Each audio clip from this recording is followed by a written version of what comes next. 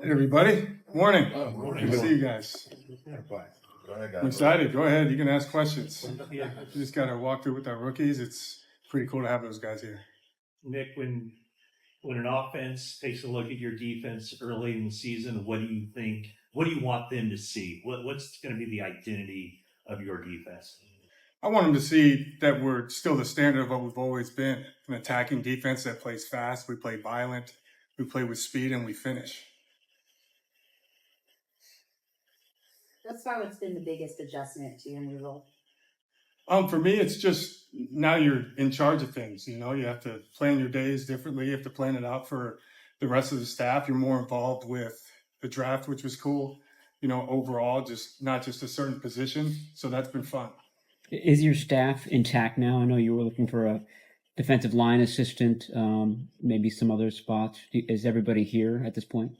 Yeah, the staff is great. And that's the one thing that's been really beneficial to me is knowing the guys and having the staff that I have right now that's also been here for a while. I'm already familiar with them. They know how we play. They understand our defense. They understand if we need to, change certain things, not so much as like shifting what we do, but just evolving like the league evolves as quick as it does in 1 year or 1 week or 2 weeks. And then also adding Brandon Staley, which has been awesome for me. I mean, he has experience as a coordinator. He has experience as a head coach. So he sees things holistically. He knows how to build plans, and then just getting him in here and spending extra hours and just talking football with him. He's very bright, and it's really a humble guy who's smart and knows football, and that's been really awesome and helpful for me. How do you explain his role? I mean, what will he be doing throughout the off season? When the season begins, where does he sort of hang out? Really, just how I said it. It's more holistic.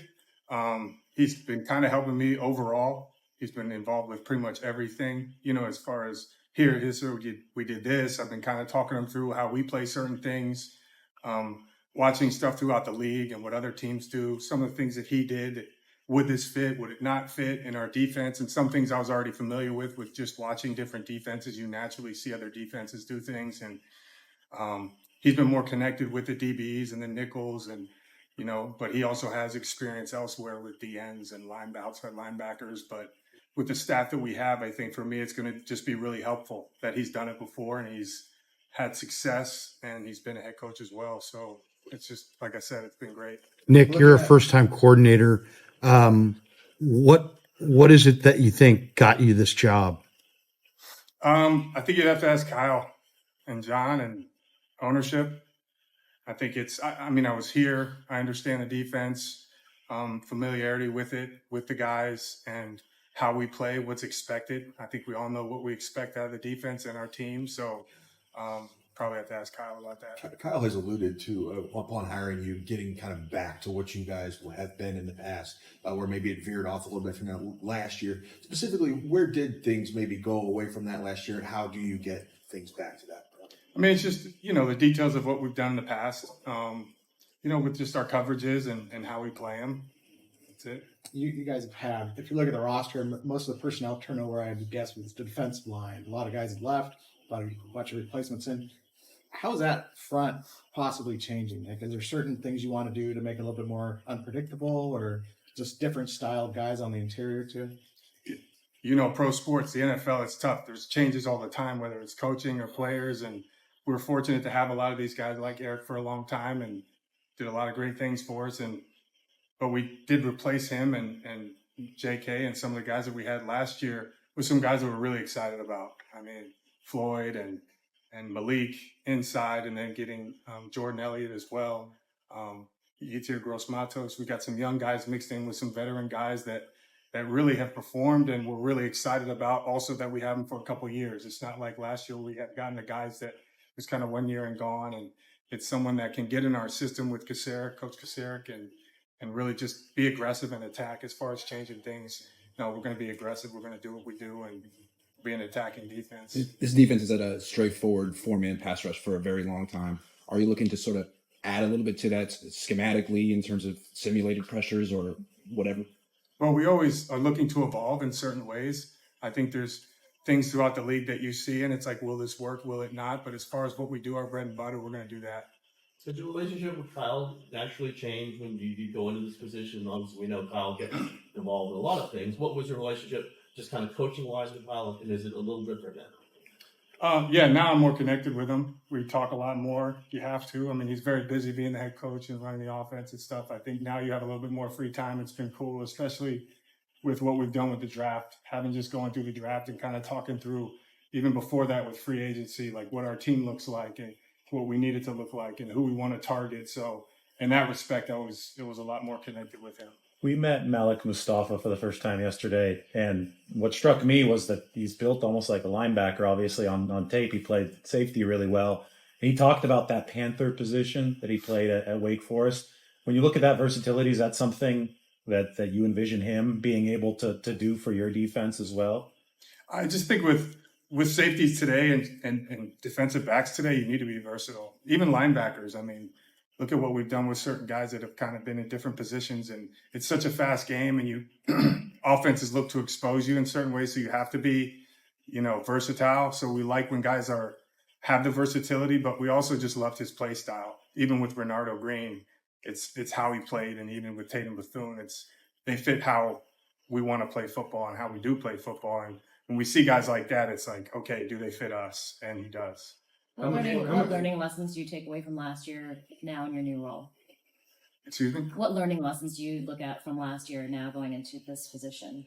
Well, I think you learn every year. I think for me, it's more just getting prepared for the season and getting our players prepared and our staff and everybody prepared that we're playing and presenting it to our players in this, with one voice, and we're doing it all with the same direction. And that, again, like I said, the speed, violence, and finish is what I want it to look like.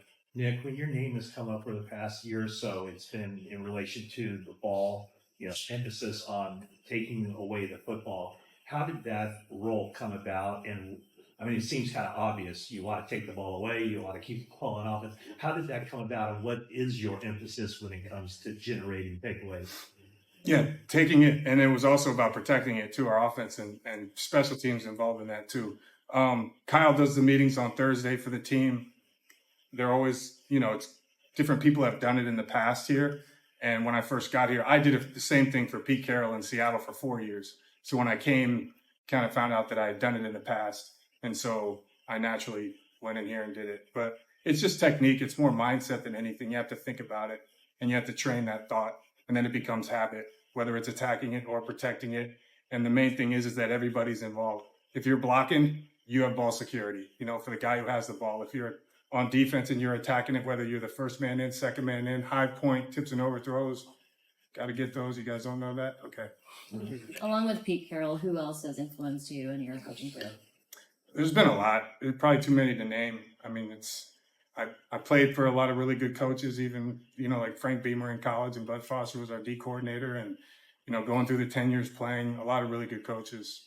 Nick, how much work do you do over the offseason and just evaluating offensive trends and maybe how you want to combat those, or do you do that work?